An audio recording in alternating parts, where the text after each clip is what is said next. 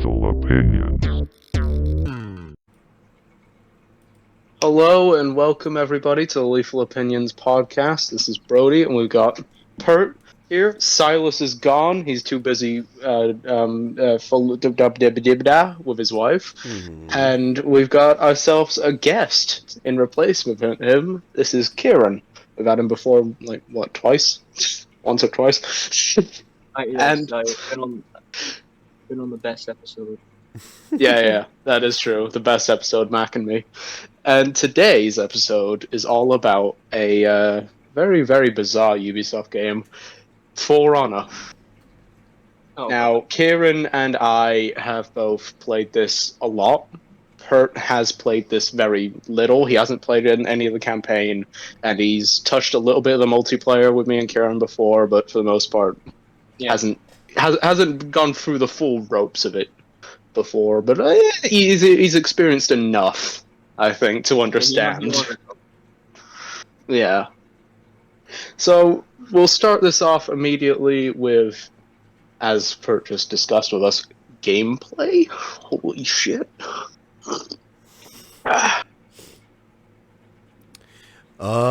Yeah. So gameplay-wise, I think that this game is really good. I really like the gameplay. I really like the gameplay. Yeah, no. My problem with the gameplay comes down to it's the characters. The heroes. Since Kieran's the guest here, Kieran, would you do me a favor? Could you describe just the base gameplay and how it works to the audience? Since you're the one who definitely knew how to block the whole time and everything, you know, since you're clearly an expert. Yeah. So the base gameplay is it's got traditional fighting style combo fighting, which is how you actually attack, and then they've got they added this cool directional blocking thing. You can attack from 3 angles: up, left, right, and then you can block in those same directions and do other blocking like parrying and stuff like that, which is simple enough. But when you're actually in a battle, it kind of gets a bit stressful because some people are faster. There's also other shit added on. So the gameplay is simple, but it's fun enough to understand.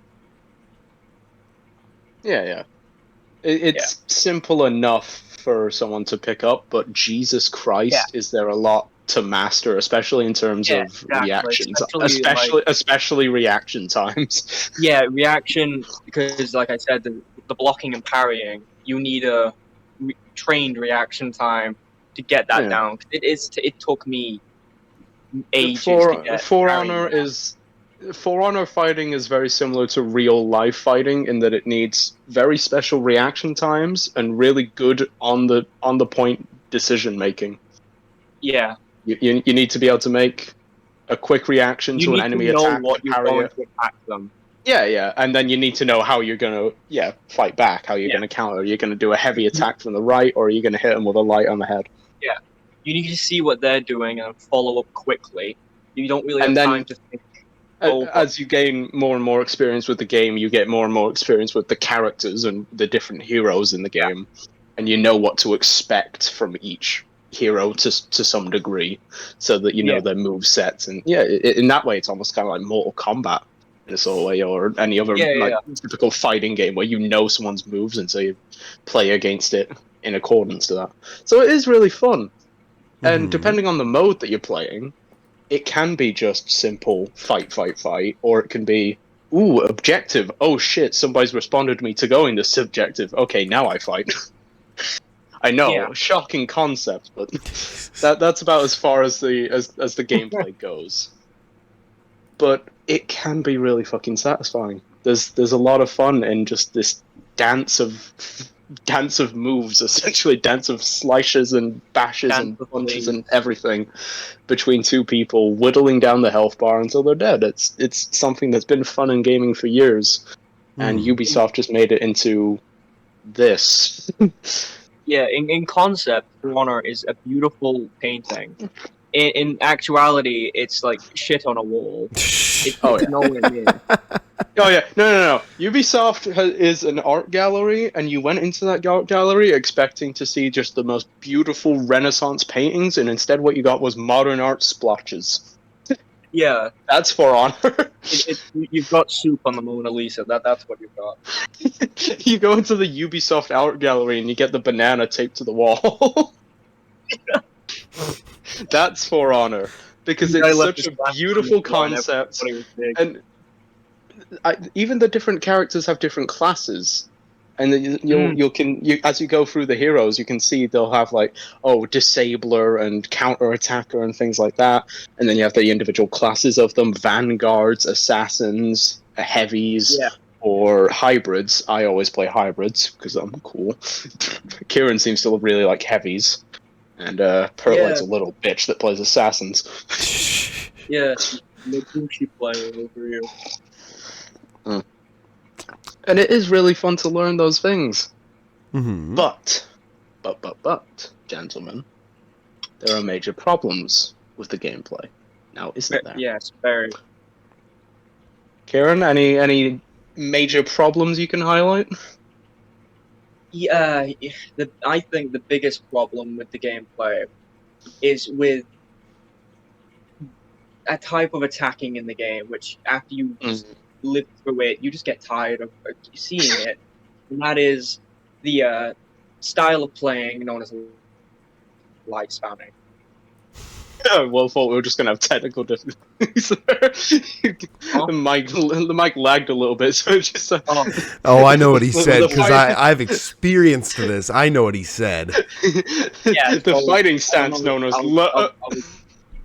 I'll repeat it. When Cody heard me, I said the gameplay of light spamming is There it the is. worst bit of the game. Now, most of light spamming is contained within, funnily enough, all of the Japanese characters. That's not anything. I'm just you'll find out. It certainly can be done by other characters, but but it's not the as done well. samurai, and also to a lesser extent some of the Chinese characters are very well designed for it. Like they all have a very, very quick light attack, so it becomes very difficult to dodge. Mm-hmm. And at the very like professional level, you won't see much light spam because those professionals know how to parry lights. They're fine. They're not worried about it. But anything just below professional play, it always shows up and it's always annoying. Mm-hmm. Yes, light spamming is specifically painful when it comes to one character. Other characters, you can deal with it when you get to the level of parrying, like Brody said. But there's always there's this one character who I have a brooding hate for, and that is the character known as Kyoshin. Yeah. He is the worst. You can basically group three characters: Orochi, Aramusha, and Kyoshin together as the go-to light spammers. Kyoshin's probably one of the worst, but they're all horrible. And I know for a fact, and I'm going to bring this up because he's not really talked much yet. Pertlight has experienced that firsthand. He's felt the tips of their blades. Yep. And how was that? How was that experience, Pert? I want to make a public service announcement. If you're one of these people who play a little game called For Honor and you're playing as one of these light spam characters, Orochi is the one that we really fucking hated, right? That's the one that I was. Yeah. Orochi's the problem child because at the very least, Kyoshin and Aramusha, they're both problem children as well, but they cost a lot of steel. Mm-hmm. So you at least have to work to get them, or you have to pay to get them. Mm-hmm. Orochi's just there, right as soon as you get the game. Like, bro's cheap as shit. So most players go to him immediately when they're noobs. He's the noob player, you know? I can comfortably say, Orochi mains who light span, I hope you get cancer and die. And I have no issue saying that. The amount of times I've gone into a game and seen like a rep 100 and they're playing Orochi, and it's like, have you not grown up yet? Yeah, you deserve death. You've got like 2 weeks worth of gameplay in this, and you haven't grown up yet. I genuinely can't see people who play as light spamming as genuinely grown adults. I fail to see them as I just can't see that these people who light spam have families, lives, jobs, and then play like that. It just no, they absolutely don't. Person choose to do that. Mhm. No, you know, like the typical insane asylum, like padded walls and straitjacket. Yeah, that's how I imagine. Yeah, that's me after my 8 fucking Kyoshin, knockback. How many times have you and I, Kieran, gone into a game and the entire enemy team has been made up of light spammers, and it's just like Yeah, that's this is all gonna be we've a ever fun played match. against. Yeah, no, that's fair. I don't think I've ever played a game where there isn't an Aramusha, Shinobi, Kyoshin, or Orochi. It's Those what those makes four are my favorite. it's what makes the few games where you get, you know, someone that isn't a light spammer really special. Yeah, Like Mhm. you get those games where every single person on the team is in the same like group together and they're all playing Warden, and it's like, fucking hell, you guys are cool. Yeah, yeah, they're yeah. they're like, hey, we actually like playing the game, and as the most fun way possible, and we're not a bunch of pussy cowards. Yeah, yeah.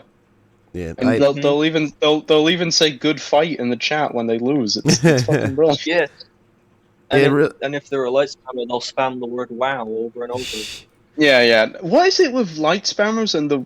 I don't know why the WoW thing exists in the game Well, because because they it's think just a you nice way for cheated. light spammers to be toxic. Yeah, because I think that they think you cheated when you just bested them because you're better. Yeah, because how dare I have skill unlike you? Yeah, I have days in this game. How dare I know how to combat you? mhm. It does come off as very what's the way to Childish. say it? Yeah, childish. Yeah, It is really funny because it's just like, again, people who play it, it's like, dude, just why can't you just have fun? This goes across the board for any Yeah, game, no. honestly. All like Because, modern because games. It's like, can we just stop with all this shit about, oh, I just need to Because win, I need to no, win. that's the thing. They will know, right? Deep down, they will know that they're only winning because they're playing a light spamming character. They will Mhm. know. yeah. They'll be aware of it. So, you know, do they get pride in their wins? Do they actually feel good after winning? I wouldn't. I mean, they must. They're getting kills, so they think they're doing good when they're Yeah. Yeah, actually yeah. just not. It's They so think them annoying. killing is They're yeah. blinded. It It's is. kind of It's like very it's annoying. it's the same mentality as people who use cheats in online games, like just like Yeah, fucking like aim hacking and shit. It's like what's the fun in this? At this point, it is. But you're just hitting yeah, a win button. They justify it because Kyoshin, Orochi, and that are actually parts of the game. So technically, it's not cheating. Yeah. Ugh. But like, And we all I know what you're don't doing, know man. how I've played of these characters before in either training or in actual matches, and I can't have fun playing as them. So I don't know Yeah. how they're having fun. I'm not having fun when I'm fighting them. I'm not having fun playing as them. So I don't get how Why these would you people keep play the doing it? game. Yeah. It's just Yeah, annoying. It's just a yeah, nuisance, and it's it's like annoying. you win, It's you more than get annoying. It's sad. it is, and it's like Yeah, you get a win, and then you play another game, and you get a win, and you play another game. It's like, what is the point anymore? It's like it's not fun anymore. There's nothing Yeah. fun yeah. about it. That's why whenever I play a game, I tend to use shittier stuff And because, in my opinion, it's more fun. on the very rare occasion, they'll accidentally run into a professional that actually knows how to, you know, parry their light spam. Yeah, And then they'll just like Then get off the then game they're for like 2 minutes terrified. and cry. It's funny because they'll try it again and then get parried again, and then obviously Yeah. they won't know any of their characters' moves to actually fight them, so they'll Yeah, just no, die. they don't know any of the characters' moves ever. No, they They just only know know light spam. you only know light spell. yeah. They are the physical embodiment of one-trick ponies, and it's brilliant. It's just And really it makes cringe. the gameplay. Yeah. Whoa, gameplay! It makes the gameplay of the game so irritating. Yep. Because time and time again, these people are playing this way and are not being punished for it, and not being reprimanded for it. There's no problem with it. There's nothing. The game They doesn't don't. They get away with like it. not to in any Yeah. way. There's no Yeah. punishment in place for playing like this. It's almost Like we say, you only get punished for it at the professional level, and the vast Yeah. majority of people are not on the professional level. The professional level is No. like the top 5%. So the rest of Yeah, 95% of us are fucked. Mhm. And that's I get why Ubisoft keeps it that way, because they can sell edgy skins to the Kyoshin lovers, but other than that, all the fucking 14-year-olds that want the new black and red as if they haven't had black and red for ages. How many Kyoshins have we run across wearing the cloth, black, red, and demon mask? Exactly. There's so many. They all want to be an anime character, and they're all not. They're just... It's sad. It's sad. And it ruins the gameplay in a lot of ways. But if you can be lucky enough to find a match without those buffers, Jesus Christ, can the gameplay actually be fun? How would you guys... It's satisfying. If you guys were at Ubisoft, how would you guys fix the light spamming problem without deleting the characters? Like from the game entirely. How would you fix it? Without deleting the characters. I have thought about this. I would put it that if you do too many light attacks only too long, it starts doing less damage to the point where the light attack will do no damage, so you actually have to use a move then. Oh, so you can't just do the same move over and over. But only for those characters. Just have like a constant light spam damage cooldown. Yeah, so like if you keep light spamming over and over, the game will look at it, and then if you continue, it'll slowly do less in damage with each, continuous attack to the point where you're doing nothing. So then you're forced to play the character properly. Isn't there a stamina system in the game, if I remember correctly? There is, yes. Light attack but that's one of the biggest problems with the light spam, is that light spam is probably one of the least stamina intensive fighting styles you could ever have. And so, you'll be killing a character doing all these really good moves, you've learned the character's moves really well, you've memorized them, and you're out of stamina because you had the audacity to use your cool moves. Meanwhile, One Trick Pony over there has cut you up 10 times, and he's only used half his stamina, and he's fine. Kyoshin is dancing with his sword and has full stamina, and you can't hit him. Yeah. You're dead. It's deeply annoying. What I would do is I would make it so with every light attack, if you use too many light attacks in a row, it starts like using more and more stamina. And I think if you're not going to go the damage route, stamina is probably one of the best ways to do it. Yeah. But what will also happen if you use, and they'll have a little calculation in the game, if you use too many light attacks as a specific characters, eventually the game kicks you, and then it doxes you online, and then it sends a SWAT team to your house that instantly kills you. That's why I think would fix the issue. Pipe bomb to your door. Yeah, literally just Irish car bomb style, but instead of a car bomb, it's your house bomb. I like that. We should hire Chair to do that. Yeah, we should. Yeah. It really is. It's genuinely shitty. I don't know. I think there's a lot of ways to fix it, but either they don't fix it because they don't care, or because it's not worth the money, or something. Well, the game is a good couple years old now. It's obviously going to be on the slower end of making money. Yeah. Yeah, but at the same time, they keep still updating it. It's not stopped being updated. There's still a player base. There's still a good player base. That's probably a thing worth mentioning. They recently just uploaded a new update. There's an Aztec character now. Very, very cool. They still haven't nerfed light spam. Fuck Ubisoft. They're happy to add in new fast spammable characters and actually fix the spamming. Alright, listen man, I'm just saying, one of my favorite characters to play in the game is Lawbringer. Lawbringer has been out since the very beginning of the game. He was one of the default characters that came out with the game. And it's only just about now, actually. Kinda. It's only just about now that they're getting to a point where Lawbringer is somewhat balanced. Mm-hmm. The game has been out for 7 years. They're only now getting to a point where Lawbringer is balanced. Time and time again, he's been up and down between way too strong, way too weak. And it's taken him this long. And the reason why is to keep on adding new characters. That doesn't help. I know, obviously, that's an important part of keeping the game alive, but it also ruins the meta time and time again, and so they have to fix the meta time and time again. Yeah. And there's also just the fact that they really don't seem to understand how balance works, like at all. They'll do something like just like they'll make the tiniest little tweak, the teeniest, weeniest, teeniest little difference, and expect it to just like instantly flat out the win rate, and it doesn't because they've made such an insignificant difference. Yeah. But oh yes, we reduced Lawbringer's hitbox by 3%. Fucking hell! What a revolution! You know? We reduced his light attack speed from 0.6 seconds. Get this to 0.5. Holy fuck! it just it never does anything, Yeah. and it makes it really hard to stay committed to a character when the balance is everywhere. But What would even still, I'm trying to think. Is the new Aztec character, are they good, by the way?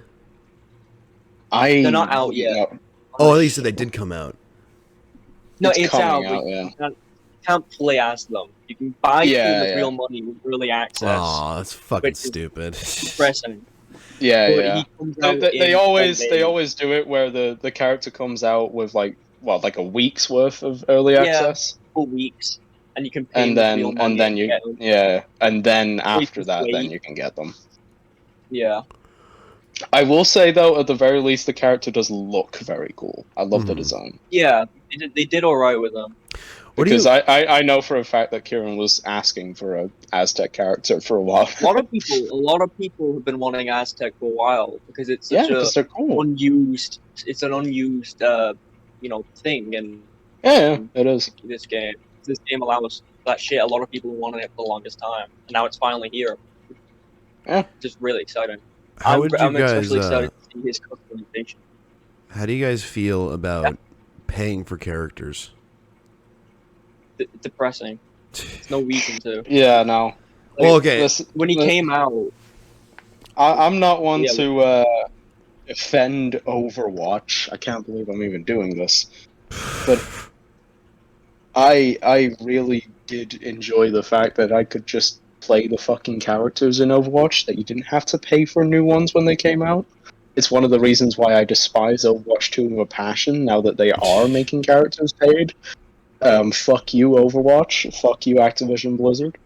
But that was Fair. one of the most important and unique parts of the game, because it made it so that every single player, no matter if they were new or if they were very, a veteran of the game, they all could have a really diverse, really interesting, unique amount of experiences with the game.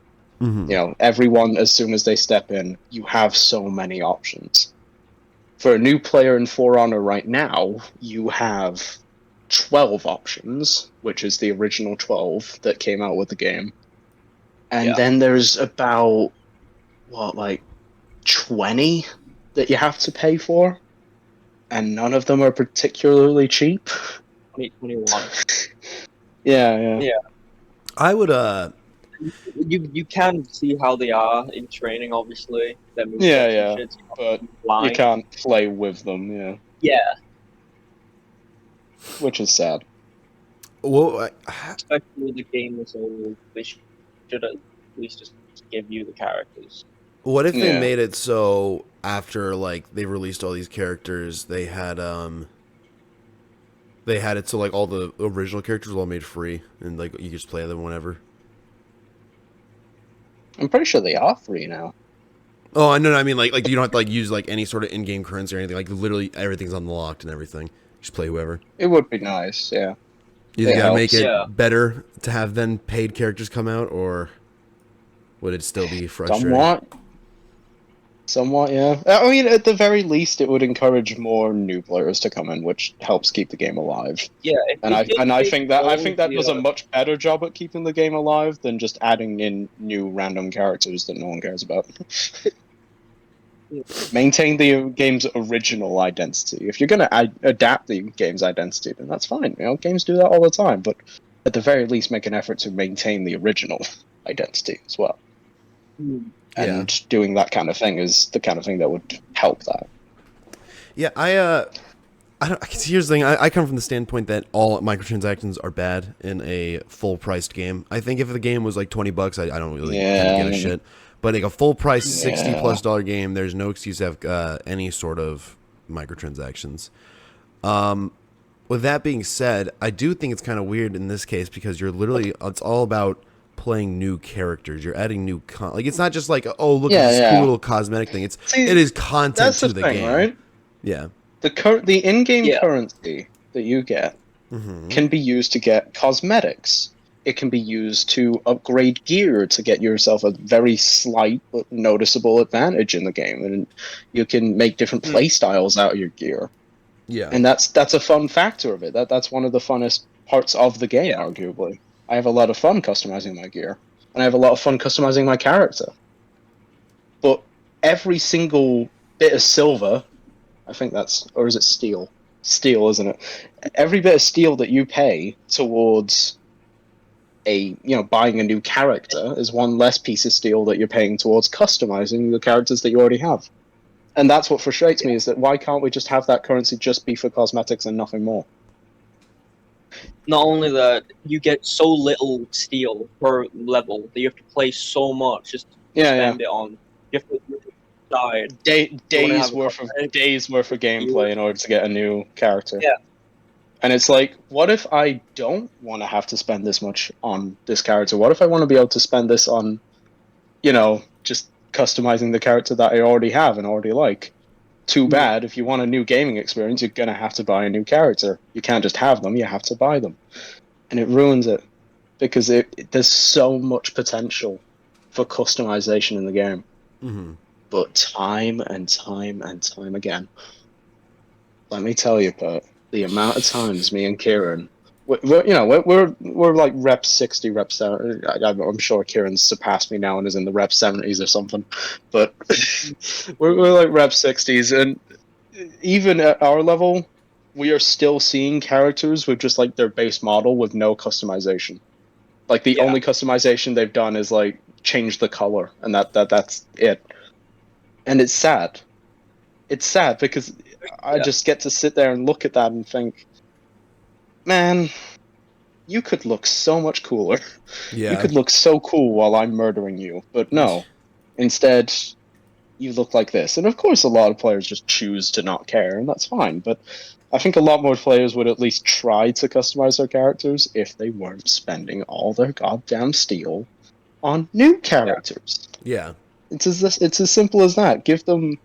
Take away that incentive to use up your steel. Give them the characters that they want, and they'll use the currency that they're giving them for different things. They'll find a different use for it, and the use they'll find for it will create all this art and creativity and give the game a cool identity. Oh, look how cool you can look. Look how much you can customize your character, and it'll make it fucking interesting. Make it fun. One of the best fucking things about Halo Reach was the fact that you got to customize your character. How do people not learn this fucking lesson that customization is fun? Yeah. Facilitate it. It's one of the reasons happen. Why everyone shit on Halo Infinite when it came out, because one of the biggest things, you couldn't customize your character that deep. Customization goes a really long way in player retention. It sounds weird, but it's true. It does. Because it makes it personal. Yeah. So I agree. Like, at least, I don't know, make it cheaper or give more options that are like free and shit, or like just unlock through skill, not paying for it. There's a lot of interesting little ways to keep players in. See, that's one of the things. You actually get a custom color, I think, if you play through the entire campaign on minimalistic or something like that, or you play play through the entire campaign. I don't remember, something like that. But you get a custom color, so there is something you get for skill, but that's about where it ends. Too little. You don't get much. Too little, too late. Well, actually, it came out with the beginning of the game, but they haven't given us anything else. Yeah, they haven't given us anything else. So, like, too little and not enough progress since. Yeah, I agree. I think there's a lot of things that just modern gaming and in general just fucked up beyond repair. But I think, like, progression and shit, or like customization of characters is really neat. Like, hell, even Call of Duty got really good customization going for their guns and shit.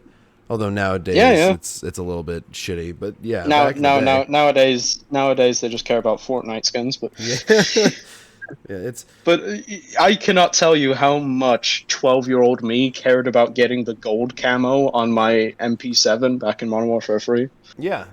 That was like my biggest challenge in life, and I was so proud when I actually got it Yeah, because I cared about that. yeah, it's little shit like that, or like I don't know, give us little because I know they have the little trinkets you could put on your headpiece. I don't know if it's every Ornaments. character, but Yeah, yeah, ornaments. Different. Some characters don't have them on their heads. Some characters have them on like their shoulders or such. But Yeah. it always looks cool. But that's and it's cool, always like- nice to- have us Yeah, put yeah. shit on our It's- fucking character that shows up. It's really, really, really neat. It makes us And like really want that's to do this another shit. thing. That's another thing that they added, where you play the campaigns and you get a little bit of that as well. If you play the Get campaign, unique ornaments. yeah, you get unique ornaments for different difficulties, and it'll depend on which campaign you're playing. So if you're playing the Knights campaign, you'll get an ornament for Warden or for Peacekeeper or for Lawbringer. If you're playing the Viking campaign, you'll get a fucking ornament for whatever, the Berserker or something. Yeah, Raider. And it makes it unique.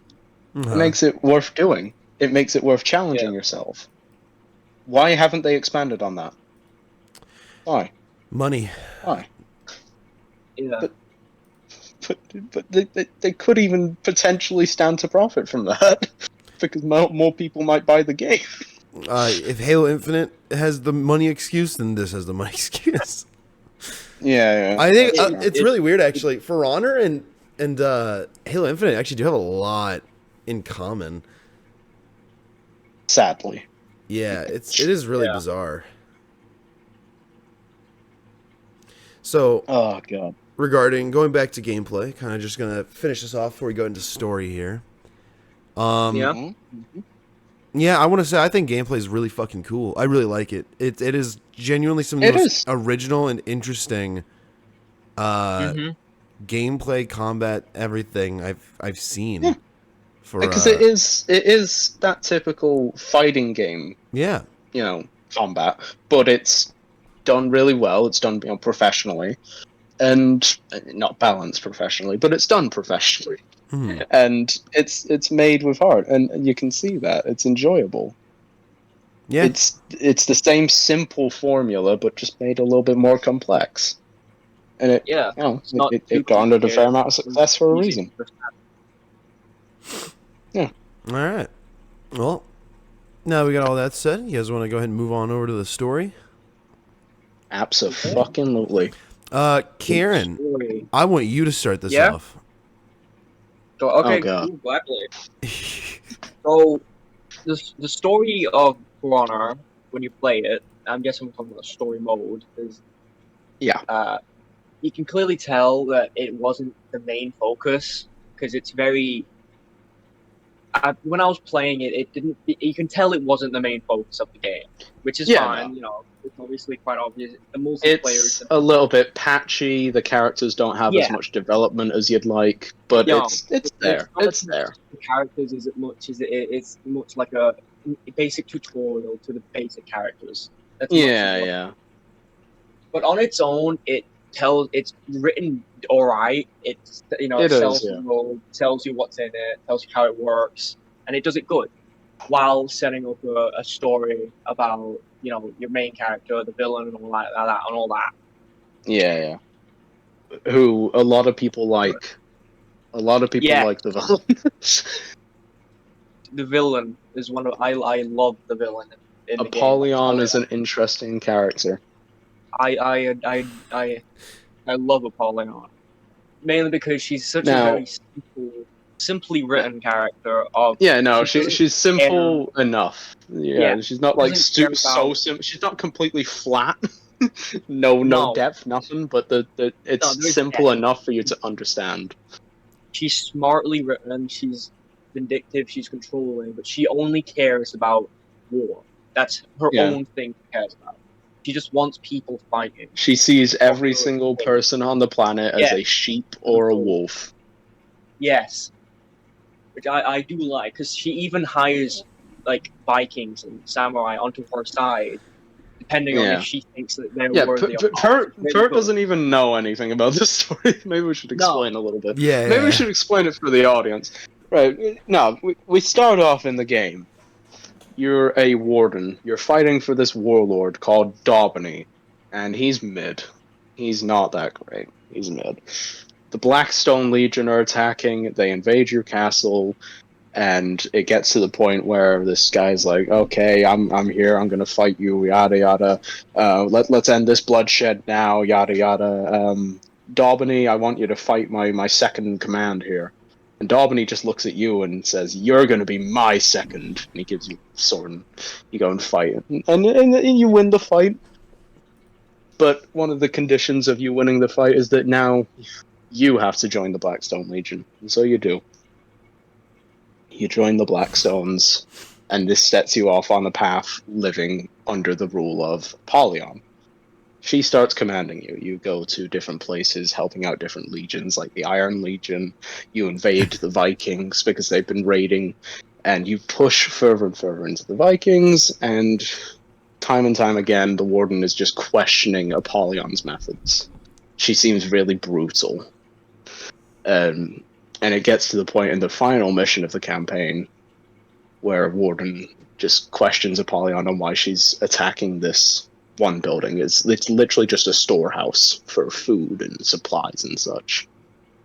And she just goes on this complete monologue about how they treat each other like they're all kin, but that's all a lie. They just like to stab each other in the night.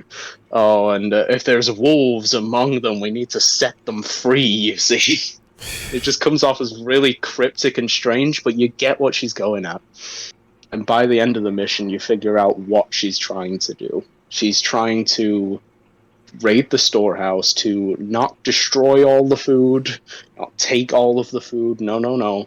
She wants to take a lot of the food, but not all of it. She wants to leave a bit of it for them so that they fight over it. And in her beliefs, her weird, twisted fucking beliefs, she believes that will reveal the wolves amongst them. The wolves will stand out and fight, the sheep will just sleep over and die. Mm-hmm. And that becomes her motive, and you just see that slowly grow over time as her just constantly trying to incite more war, to kill off the sheep of the world, and to make sure the wolves of the world stand out, fight, and survive. That's when you move on to the Vikings. You just kind of go on this massive raid, building up the Vikings, regathering them together. You build up this massive army, uniting the Viking warlords, and you attack the samurai. And it goes really well. Mm-hmm. It goes really, really well. Which leaves the samurai weakened and destroyed. And so Apollyon moves in to take what's left of the samurai and defeat them even more. But she doesn't want to just capitulate them like the Vikings did. She doesn't want to just steal from them like the Vikings did. No. She kills their emperor and leaves a bunch of them to compete for the title of emperor. And at first, the samurai Ayu that you play as, she thinks that this is what Apollyon wants. She wants us to fight against each other, to keep the war going, keep our civil war going over who should be the next emperor, after she just killed the original one. But it actually isn't that. That's not Apollyon's plan. She wants them to unify from the very beginning, and that's exactly what they do. Ayu goes on this mission of unifying the samurai into one big glorious army. You've already got the Vikings, they were unified into one big glorious army. Apollyon has united all of the knights into one big glorious army. And most importantly of all, she's united them all against her. The knights hate her because of all the campaigns that she's taken them on and all the death she's caused. The Vikings hate her because of the raiding that she's done to them. The samurai hate her because of the things she did to their emperor and to their society. And so all of them essentially have sided against her. She's united all of the wolves. She's killed off all the sheep and she's united all the wolves. And now they're all there right outside her castle. And that is when you finally kill her and she just kind of lays down and sits on this banister and just asks you to look around, just look at this massive battle we've got going on here. I just want you, and this is exactly what she says. I want you to admit what you are. And she just points out into them all, and my wolves, and then she dies. And it's just this big point of the fact that all of these wolves have gathered together, all of these strong warriors, she has gathered them all together against her, and now she's gone. So it's over? Like, do we just stop fighting? No. What happens almost immediately after she dies, is that they all start fighting each other again. Because that's all Apollyon wants. She just wants war. It's as simple as that. She just wants war, and more war. You just see this cutscene of just battles taking place between samurai and knights and Vikings, and it's like, you guys were all unified against a common enemy like 2 minutes ago. You all wanted to kill Apollyon, and as soon as Apollyon's dead, you're already killing each other. It took 2 minutes. But it's all part of her plan. It's all part of her plan to keep war going, to keep the wolves alive. Yeah. And that alone is one of the stupidest, silliest, and yet most glorious and simplest fucking stories to ever be told. Because it's so strange. You don't expect it. You think, okay, if Apollyon's going to be the villain, sure, she should have got more of a plan than this. But no, this is her plan. She just wants more. She just wants more war. Damn. That's all she wants. She just wants more death, more conflict. But you can't deny at the end of it, she's done a fucking good job at making that happen. She has unified all of the knights, Vikings, and samurai into one place where they can all fight each other constantly. Mm-hmm. And now there is barely any hope left for peace. How are they ever going to stop fighting now? They hate each other to guts. Yeah. And that's when the characters say, okay, maybe we shouldn't let this happen. Let's make an effort towards peace. And that's when you get the multiplayer of the faction between the ones that support Apollyon's ideology. They're called Horkos. They just love war. And then you have Chimera, which is the faction that wants peace. And they achieve peace by fighting the guys that want war, so it's still just more war. Yeah. It's still more war, it's still more death. To that day. That's what the multiplayer is. The multiplayer is you just being part of fucking Apollyon's scheme. Part of Apollyon's little game that she made for you. That is what the multiplayer is, and I fucking love that. I love the idea that every single battle that I've played in the multiplayer has just been me being a part of this big war that Apollyon set off. It's brilliant. It's fucking brilliant.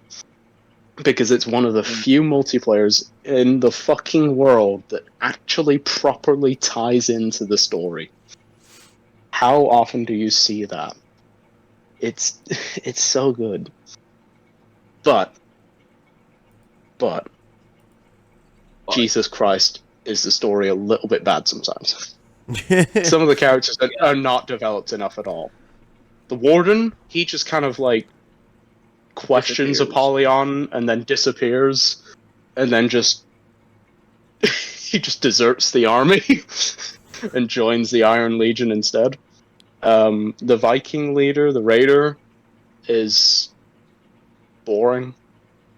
Kind of goes around killing people and then raids, and that's it. Valhalla, bitch. And then the Japanese characters, the samurai that you play as, the Daimyo Ayu and the Orochi,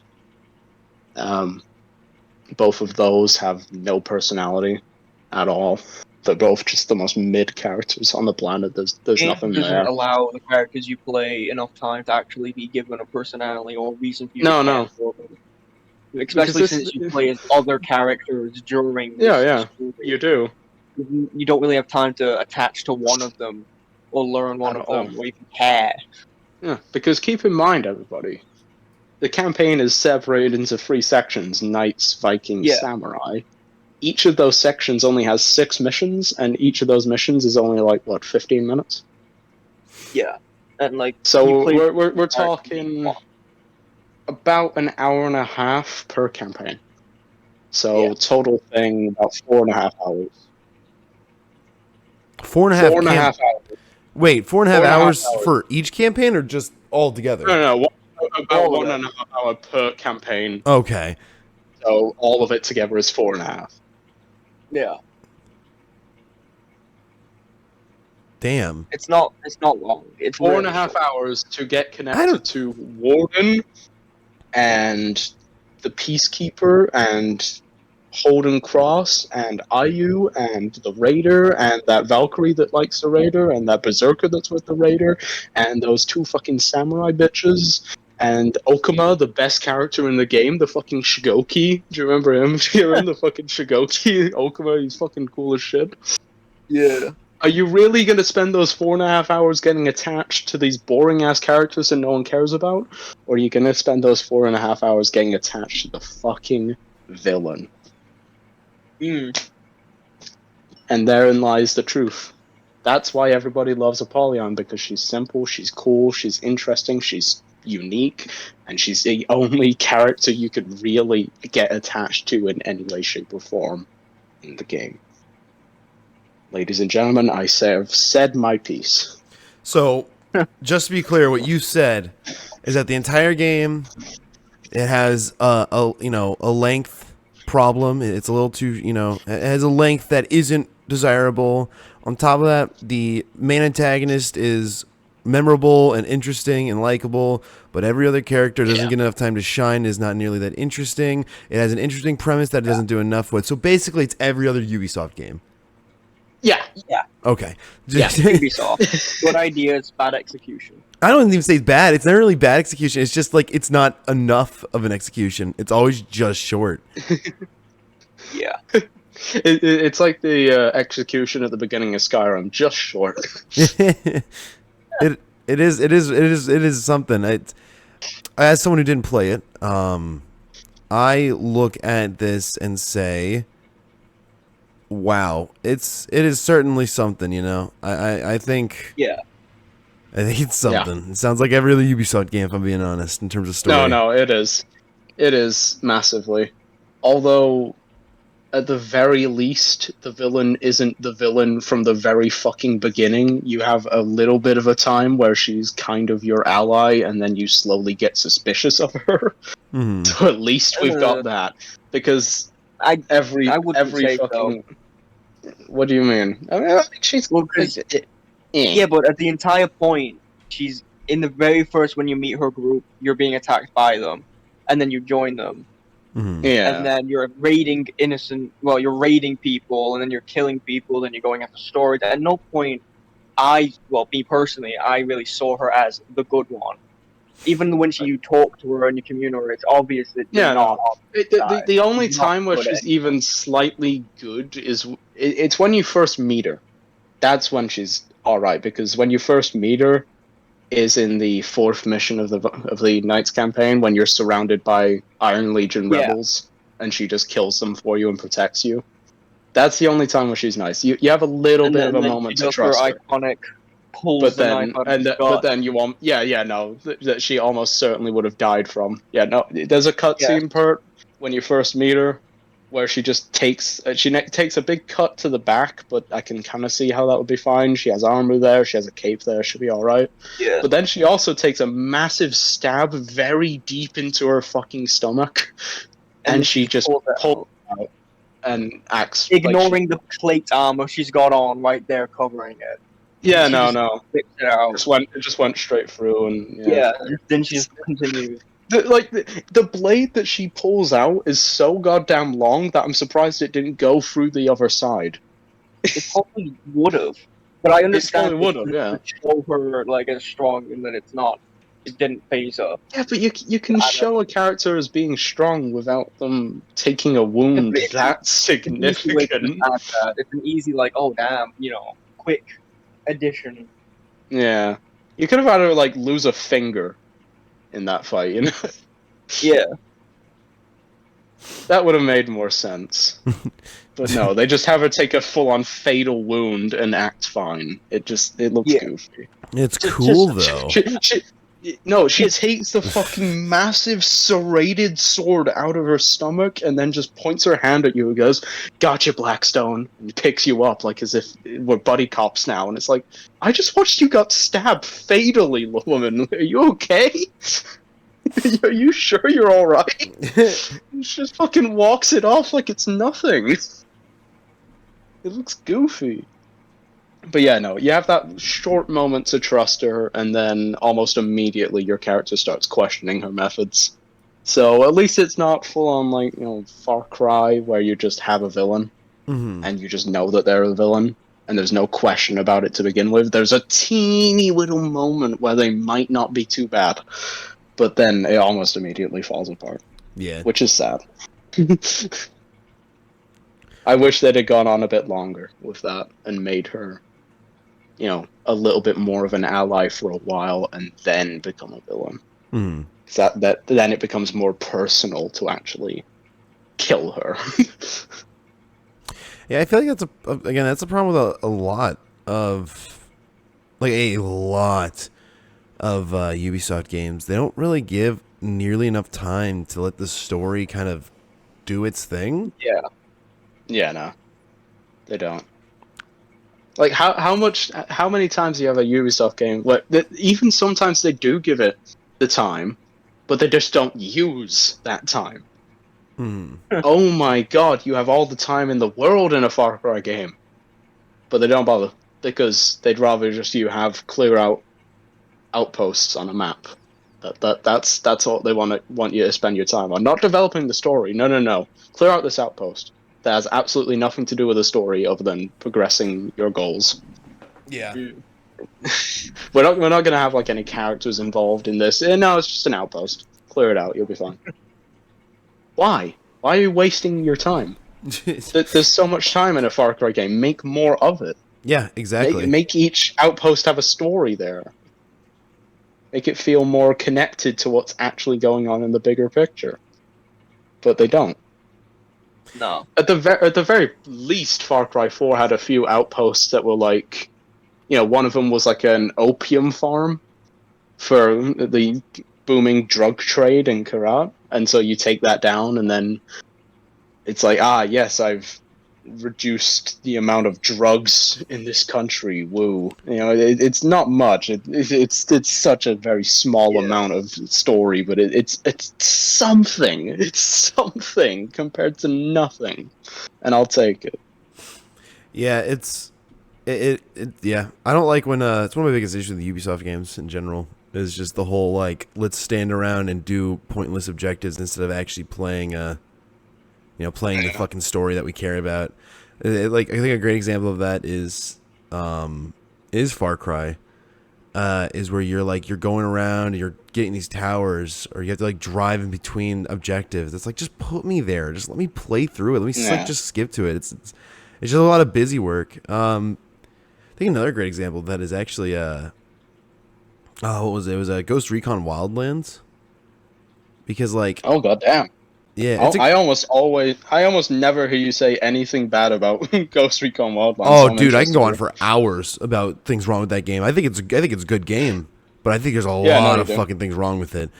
And I think one of the biggest things that sucks really bad with Ghost Recon Wildlands, and just like every other Ubisoft game, honestly, at this point, you'd have these moments. You'd have these moments where you're playing fucking Ghost Recon Wildlands, and then you complete an objective, and you're just kind of told, "Hey, good job, go to the next place," and it's like a fucking 30 miles away, and you have to drive all this way. It's like just start the next goddamn mission. It's one of the reasons why linear games were so successful and still are, or not really anymore because no one fucking makes them anymore. But like old Call of Duty, You went Yeah. from objective to Of objective, Call and you of just Duty. played it. It was like a good 7-hour to 8-hour long Every game. objective, even if you weren't paying attention, you still had at least the chance to know why you're there and what you're doing and why you're doing it. There was an objective there that wasn't just kill the bad guys. There was kill the bad guys because these bad guys are busy protecting this launch station, and they're going to send nukes all over America, so we need to prevent them from doing that. Yeah. You know, there was something there. There It- was an incentive to get the mission done. it is really, really, really annoying. But excuse me. I think that's one of my biggest issues I have, just in general with those types of stories. Just like, can we get on with it? I hate doing this little side shit. I just want to play the fucking story, you know? Yeah. Yeah. To an extent, For Honor's campaign has a few little side bits. Like, there's a lot of missions in each campaign where you just randomly play as a different character all of a sudden. Like in the Knights campaign, you're playing Warden, and then Warden, and then Warden, and then Lawbringer, and then Peacekeeper. Oh, and now we're playing Warden again. It's like, why? I never those liked missions, I where they just suddenly give you a new character, those are the busy work missions where it's like, why am I doing this? This has nothing to do with the plot. I never liked it when they switched it up with the character you're playing. I get the idea. It's interesting for gameplay reasons, but it doesn't do much else. Like, I think it would have been a lot better for the story if they just kept you as the one character throughout the entire of it, so you can attach longer to them more. And make the character like the same class. You know, make it the characters on the fucking cover of the game. Yeah. make it the Warden, the Raider, and the Kensei, not the fucking Orochi. That is one thing. I get the way that you play as one character from each faction, you go through the story. I personally would prefer it if you just play as one character throughout each bit. Yeah. And make the story longer, so you have one character. Probably is make the main Warden. Is playing one character for each of the 3 sections, is that not enough gameplay variety? You know, is that not enough? Yeah. But no, we need to add in 2, maybe even 3 characters to each section with only 6 missions. Yeah. So we're hitting what, 1 character every 3 missions? Like, what? Why? Why? We get to play a character for 3 missions and then they're gone? Why? Why? Give me a reason. It doesn't make sense. Yet again, used to other characters and then get you understanding film. Because it's too connected to the multiplayer. They want you to learn player characters for the multiplayer because they don't care about the story. They don't care about the characters. They just want you to check out this character we made. We call him Kensei. The story mode currently, it's not even that like good for introducing you to the multiplayer, because all of the characters in the story, they're not up to date with the multiplayer mechanics. They're slow. They just don't have specific moves that you do have in the biggest multiplayer. Yeah, that's something that Pert definitely won't know. But because there's a move. The story mode characters, all of the story mode is completely as it was at launch. It hasn't been updated in any way. Yeah, you told me about several that. Of the characters, several characters have new move sets or new moves or slightly different changes to moves. Like maybe their light attacks or heavy attacks will be faster, something like that. Every patch that's ever been done to that character is irrelevant in the story. Yeah. But when the game it's not even a good training use. Yeah, when the game first came out, the way fighting was a lot more slower. So you block slower, you attack slower, and that's how it is in story mode. But in multiplayer, I would argue it still should be slower, but but in the multiplayer, they sped it up. So you attack faster, you block faster. There's less stamina being spent, and it doesn't mimic the multiplayer. You can't learn from story mode. You literally have to learn how to play another way, because there's new moves, new play style. It just doesn't work. Would you guys prefer the slower pace or prefer the faster paced? Yeah. The slower pace wouldn't work with the higher levels of the community because at the slower pace it would just be too easy to parry everything, and then Yeah. you just do no damage ever because everyone's parrying everything. So I can understand the need for the faster pace. It's more about the character's specific faster pace. You know, there's some characters that are intentionally faster or slower than others. That's where the problem is. The overall pace, I think, is fine. It's about Okay. the Yeah, I individual think it's pace all right. between characters. Yeah. It allows for skill level to be increased. And it's, Yeah. So don't change the overall pace, change the individual character's pace. Yeah. What about instead of making overall the game a little bit slower, but making parrying a little bit more difficult? That is already difficult. Well, yeah, but I mean, no, if it's slower paced, then that would make it easier to parry everything. For ages, Kieran didn't know how to block, and he's only now starting to know how to block. I say starting. He knows how the to longest parry. time, I didn't block because I thought you had to partner with a button. Then Brody told Yeah, me no. you have to mirror it on the exact Yeah. time, and I started blocking. Then I just didn't parry because I didn't know how to do it properly. Then Brody kind of told me how to do it properly, and now I parry. So Yeah. Yeah. And it is once you get to the higher levels, parrying becomes very essential. Mhm. Yeah, Because you need it. Yeah. It's a skill increase that you need if you want to get good. Yeah, no, it is. It's a very useful tool. Other people will be using it on you. So that's what I'm saying, though, unlike blocking, parrying doesn't just prevent the damage, it completely puts you in a situation where you're in more control. You kind of knock them back a bit. So that's it kind does of what help I'm out. saying. And that's a skill gap. Regarding that is just if you slow down the pace, you slow it down, Yeah. but you also increase the speed in which you need to be good at parrying. Do you think that'd make the gameplay better and would because for example, light spamming, if you made it slower pace, light spamming would be way less incentivized because in between those light spams, you can just block it, you can parry it because you can see it coming because it's slower paced. I get what you mean. Yeah. So which one do you think you would prefer? Do you like the more faster, difficult, sweaty pace, or would you prefer a slower, more methodical, casualer pace? I've only known the fast, and the slow would be a massive switch of the game, massively different. What almost everyone knows. There's a factor of what people already have in their muscle memories. Like take it back to before you'd even played the game. Would you have preferred it if it had been like that from the beginning? And I'm honestly not sure if I would have. I do kind of like the faster pace. I just wish the game was more balanced, but I don't. Especially for multiplayer, it makes it because if it was super slow, it'd make it feel slower. The faster makes it like what I would do is I'd make it. I think what I'd do is I'd make it ever so slightly slower, and make it ever so slightly harder to parry. That's what I would do. I would do your idea, Pert, but just only slightly. Okay, that's fair. I don't know, because for me, I joined in really late. Yeah. Yeah. And one of the big things that I remember thinking was, this is really fast. I kind of wish they had slowed it down just a bit.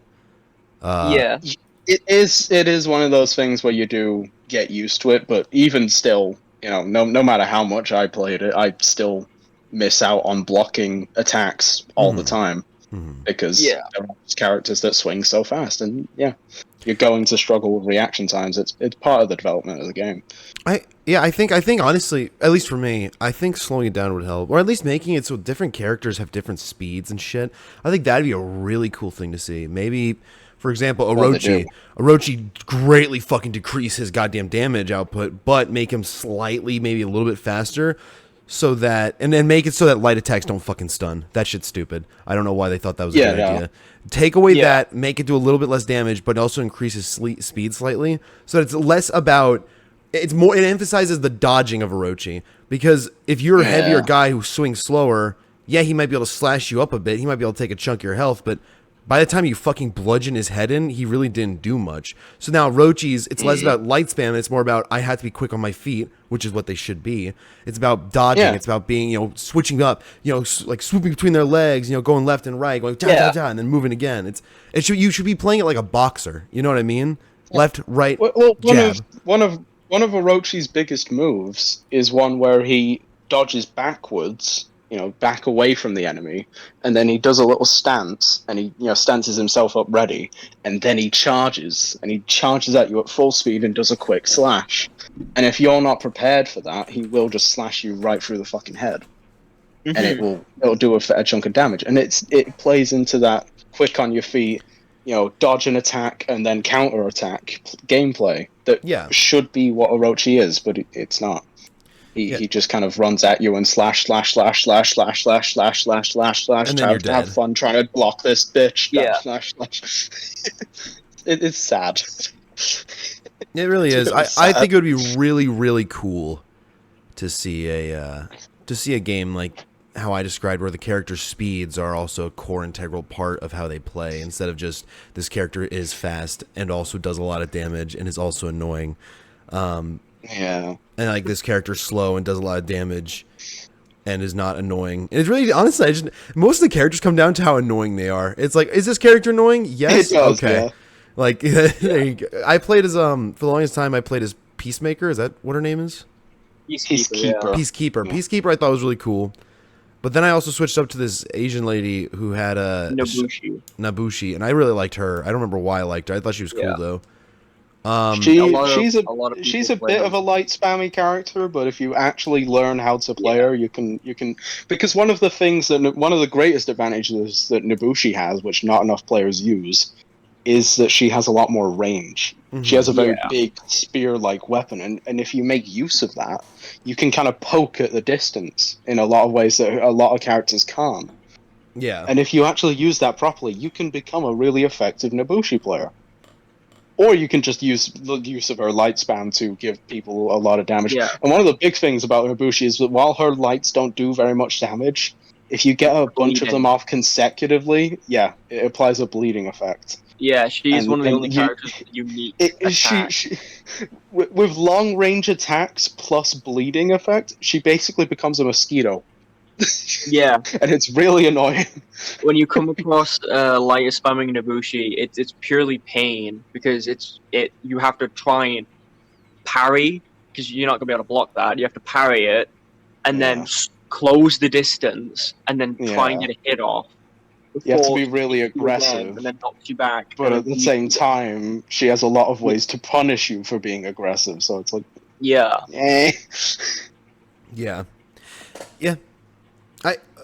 I guess since we kind of cleared up on the story, we went back to gameplay a bit. Is there anything else you guys want to talk about that isn't gameplay or story or multiplayer related? That isn't? Yeah, that isn't. Just anything extra on the side. Maybe. Actually, I think we really talked about everything, haven't we? Customization, all that little shit. Well, hold on. I have one little tidbit. Should there ever be a For Honor 2? Oh no. Yeah, abso-fucking-lutely. I think there should be. Fight! All right. Well, Kieran is more of a fan of these games than I am. So go ahead, Kieran. If they did ever do a number 2, it would have to be obviously different, and they'd have to improve upon what we have. Yeah, no. Yeah. There would have to be quite significant changes. Yeah. This can't be Overwatch 2. I will say, I do not trust Ubisoft to make a better version of this. I don't trust them either, but no. Under the right conditions, it could has the potential to be good. It's just whether or not they actually And the main point is, what would they add to the second game that they're not already adding to this game? Yeah, exactly. It would just become an Overwatch 2 situation again. Yeah, it would just be Overwatch 2. Same characters, just shittier gameplay. Which is really sad when you think about it. Yeah. But so I think it would be interesting. It would be interesting to see how a person would approach developing a game like that. But yeah, I don't trust Ubisoft enough to do that at all. So I'm on the side of no For Honor 2, please. I would like to see one because I think, although I don't trust Ubisoft. I'm thinking of the question more of a in a perfect world kind of situation. Yeah, in a perfect world. I would like to see the style of fighting For Honor has, like, Yeah. fighting game style, in just better used. That's what I'm saying. No other I want to see them greatly changed. I want to see changes made because I think the style of the combat, I think the combat style, I think it's there. I think they have a great blueprint. I just think it needs adjustments, and I think there's a lot of things I think the game could benefit from. I think crossplay would be really fucking cool too. I'd love to be able to play it on PC with someone on Xbox. I think adding more factions and stuff would be fucking super neat and interesting. Yeah. Well, I mean, one of the biggest ever updates that they did to the game was adding a faction. Yeah. Yeah, the Marching Fire.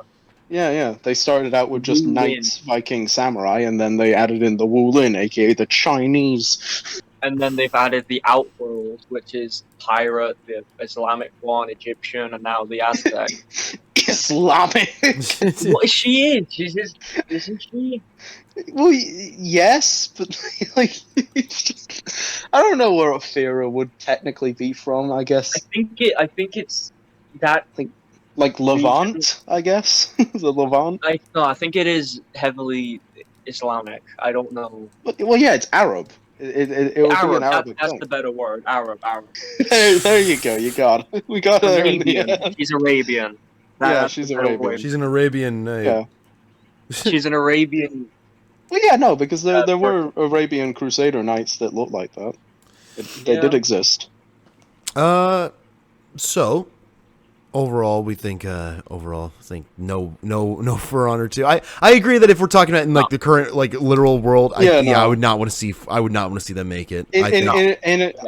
In an ideal world, yes. In a not so ideal world, aka this one, no, absolutely not. No, I agree. I could not agree. It's like a new Watch Dogs game. I don't want to. Even though I like Watch Dogs, I would not ever want to see them make another Watch Dogs. Yeah. In an ideal world, Watch Dogs Legion 2, best game ever. Touch up on everything that they failed on. In the real world, no, please, dear God, no. No Watch Dogs Legion 2, please. Yeah, exactly. Watch Dogs Legion 2 set in Rutland. Oh God, no! Watch Dogs Legion 2, Electric Boogaloo. It takes place in Australia, and the entire time you're having to dodge kangaroos from punching you. Watch Dogs Legion 2. Instead of having a robotic spider drone, it's just a genuine spider. No. They need to make a Watch Dogs game in Birmingham and have Danny G be a character. Yes. No, he's the main character. He's the new Aiden Pierce. Nah, he's the main villain. Fight for Danny G. He's the main villain. The entire game is you asking people for Danny G. Yeah. Then you get to his house and he breaks your fucking legs, and that's how the game ends. God save the fucking queen. Oh, God save the king now. I need to get used to saying king because it's him. It's easy to forget that the queen is dead. That's what I say, man. Saying God save the queen. It's a little bit, Fuck him. I don't even like the king. I preferred the queen. She was cooler. Yeah, no one likes the king. He's a pedo. I don't think anyone liked no one really liked the queen either, did you guys? No, people like I don't like... Like really liked, not just like it's fine, it's whatever. I'm no monarchist. I know a lot of people, especially the older types, the older people, they tend to be royalists. They tend to love the royal family. I don't, but I like the queen because she was just kind of there the whole time, and she was like this. She was the perfect meme. She was a perfect meme. Yeah, and you could just make jokes about her living on forever. You could make jokes about her being like extremely racist. That was ultimately nothing she could or ever would do because she just didn't care. She was cool. She was alright. She was a great meme. And now she's dead. Out of the other contenders for the throne, she was arguably the least worst. Yeah. I think she did reign for like what, 70 years. Yeah, I think that's deserving of some level of respect. So what you guys are saying is we need to add the queen into For Honor. Yes, absolutely. One of her kill animations. Make one of her one of her kill animations just be like she coughs on you. Yeah, just eating you. She coughs dust on you, and you immediately just you have The a other long- one, she summons her husband from the grave to pull you to hell. Another one, she No. hires a car to crash into you. You know. Yeah, Prince Diana style. Yeah. Another one, when like the tall hat Buckingham Guards comes out and shoots you. Yep. One of the kill animations, you marry a black girl and she bans you from the family. God, what a shame that that's your guys' leader. Because America's never had any bad leaders. Was. No. He's not around Never. anymore. Yeah, not anymore. Nixon. Trump, Biden. Sorry, I had something in my throat. Honestly, every fucking like the last 30 presidents we've had have been pretty fucking bad. Honestly, The last 30? I don't know. That's a little. That's well. Okay, I don't know if I'd say 40. Like most of them. Well, okay, that's just politicians, though. If we're gonna go that way. Yeah. No, I think honestly, out of all of the U.S. presidents, I think the only one I'd like to see in For Honor would be Obama. It's Frank? It's one of the Roosevelts. I forgot his name. It's Theodore Roosevelt. Theodore Roosevelt. I genuinely the man's man. Oh my god. Oh yeah, no. If we can bring him back from the dead to run the country, I would in half a heartbeat. No. You gotta bring in Franklin Delano Roosevelt, have him roll on in his wheelchair. Fuck, man, it's like that scene from Scary Movie 2 where they had like the race between the two guys in wheelchairs, the ghost and then the bald guy from Alvin and the Chipmunks. Have you guys seen Scary Movie 2? No. Oh no! Now I look like a schizophrenic. Well, there you go, Yeah, you everyone. That's what we're gonna There do is for no podcast. tomorrow's You're just shenanigans. We're gonna gonna watch review all the scary movies. Oh god. Oh, that sounds cool. No, no, it's not. All right. Okay. So overall, I think it's time for our little rankings here. What would you guys? Okay. I think, for myself, I don't know. I think overall, considering I haven't played the campaign, I really can't touch much on it. But overall, I think I'd have to give the game a solid on the lethal opinions, lethal injection meter. I think I'd give the game like a solid. I think I'd give it a 65. I think I'd give it a 65. Alright. Oh yeah, Karen, this is out of 100. What's the rating thing? Okay, out so of 100. it's a Out of 100, percentage okay. basically. It's how much of a lethal Yeah. dose are we giving the game to Yeah, send yeah. it to heaven where How- it belongs. How lethal is this opinion? I So what? High is good and low is bad. yeah, Yes. high is good. Okay. So 65 says per. Yeah. I'm gonna hit it with a solid 72. 72. Got it. Okay. All right. So, yeah. Well, when it comes to rating this game, there's a meme I loved. Quote. It's a funny meme, and it goes, "For Honor, description, horrible game, stressful, hatred, 8 out of 10." And doing that, I'm gonna give it a good 70 out of a good 70. That's 10% less. To It's quote a- a meme that I'm not going to it's a reference in game. terms of my actual review. Yeah. The game is stressful. No, it's hellish, there's that nothing else review like is it on the absolutely market. correct, though. It's absolutely correct. It's incredibly stressful. It'll make you. It'll make your wife leave you. 8 out of You 10. lose hair, you'll become grey sooner, but there's nothing else like it, so it's good. That's fair. Yeah. Okay. All right. Brody, you wanted to describe. You wanted to go ahead and describe how you felt about the sex DLC that they added to the game. So I'll let you go ahead and say that really quick. Yeah. Right. So basically,